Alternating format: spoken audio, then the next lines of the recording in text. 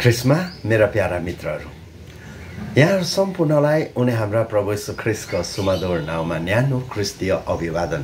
म सिलास सधैँ जस्तै फेरि पनि छोटो वचन तपाईहरुको निम्ति लिएर आएको छु। आजको वचन यहोशू 1:9। यहोशू 1:9ले यसरी भन्छ, धैर्यवान र साहसिलो हौ अनि नडराऊ, निराश नहो, किनभने जहाँ जहाँ तिमी जाँदछौ तिम्रो परमेश्वर तिम्रो साथमा हुनेछ। आमेन। प्रियहरू, साँच्चै नै जब हामी परमेश्वरमा भरोसा राख्दै आँटिलो भन्दै परमेश्वरको हरेक कुराहरूको प्रतीक्षा गर्दै उहाँसँग गाँसिँदै उहाँमा विश्वास गर्दै अनि उहाँको आज्ञा पालन गर्दै जब हामी अगाडि बढ्छौँ नि प्रियहरू, तब परमेश्वर पक्कै पनि हाम्रो साथमा हुनुहुनेछ।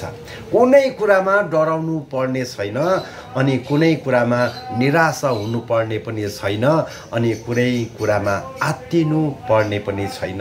किनकि परमेश्वर हाम्रो साथमा हुनुहुन्छ भने हामीलाई कुनै कुराको घटी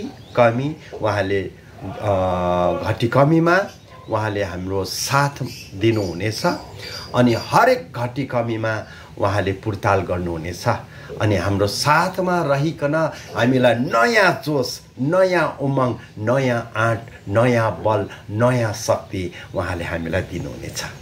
यसकारण हरेक कुरामा परमेश्वरलाई धन्यवाद दिनुहोस्, हरेक कुरामा परमेश्वरलाई महिमा दिनुहोस्, हरेक कुरामा परमेश्वरलाई पहिलो स्थान दिनुहोस्। अनि परमेश्वर, तपाईको परमेश्वर, मेरो परमेश्वर हाम्रो साथमा सधैँभरि रहनुहुनेछ। हामी जहाँ जानु परे तापनि, जहाँ जहाँ पुग्नु परे तापनि, के बोल्नु पर्ने, कहाँ जानु पर्ने, कसरी जानु पर्ने, सबै कुरा यदि हामीले प्रभुलाई समर्पण गरेका छौँ भने उहाँले नै तपाईलाई अनि मलाई अगुवाई गर्नुहुनेछ। प्रेज द लर्ड।